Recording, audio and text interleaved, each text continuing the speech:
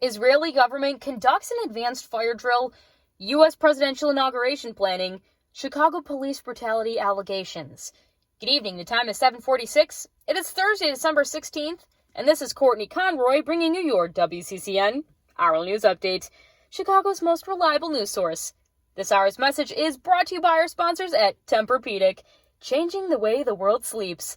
For news around the globe, in Jerusalem, Israel's defense ministry said it has conducted a series of successful live fire drills with its multi-range missile defense system.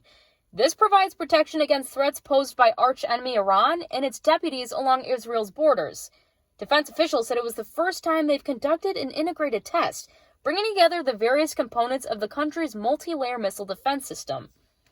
Elsewhere in Libya's rivals failed to agree on a procedure to choose a government that would lead the conflict-stricken country to elections in December of next year.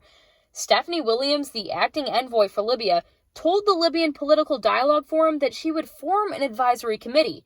This would help bridge the gaps among the participants and make concrete progress towards a solution. Heading back to the States, President-elect Joe Biden and Vice President-elect Kamala Harris plan to take their oaths outside the U.S. Capitol building while complying with COVID-19 protocols. The president, who continues to make unproven claims of widespread voter fraud, has not yet told current and former White House aides whether he will attend Biden's inauguration. And on the health beat, hundreds more hospitals around the country began dispensing coronavirus shots to their workers in an expansion of the U.S. vaccination drive, while a second vaccine moved to the cusp of government authorization. A day after the rollout of Pfizer-BioNTech's coronavirus shots, the Food and Drug Administration said its preliminary analysis confirmed the effectiveness and safety of the vaccine. Hitting closer to home, a civilian police review confirmed it is investigating allegations that a Chicago police officer serving a search warrant last year barged into the wrong home and handcuffed a naked woman, Anjanette Young.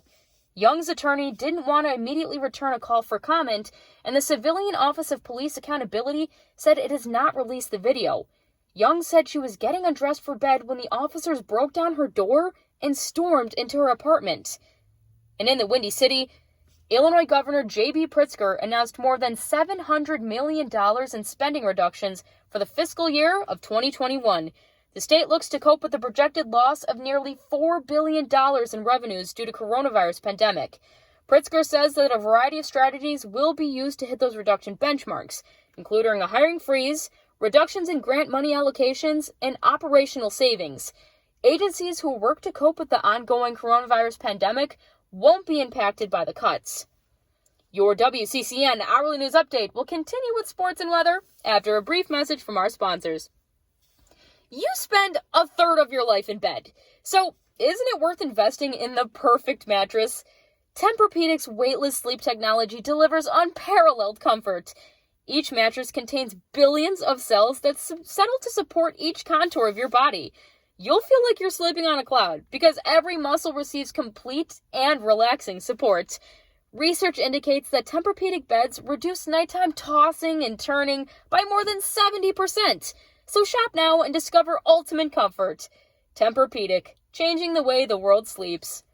Moving on to the world of sports, Alabama, Notre Dame, Clemson, and Ohio State will enter the championship weekend in position to make the college football playoff with very little drama. The top 5 teams were locked into their places Tuesday night for the 4th straight week. The Crimson Tide led the way as they prepared to play Florida for the Southern Eastern Conference Championship.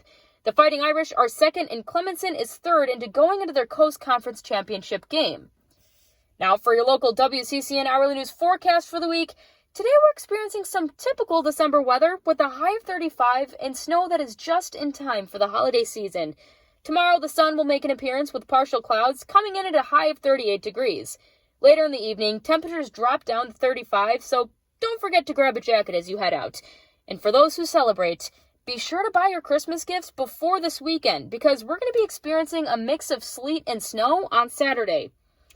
That concludes today's WCCN Hourly News Update, brought to you by our sponsors by Tempur-Pedic, changing the way the world sleeps. The time is now 7:51, and this is Courtney Conroy signing off and wishing you a safe and spectacular evening.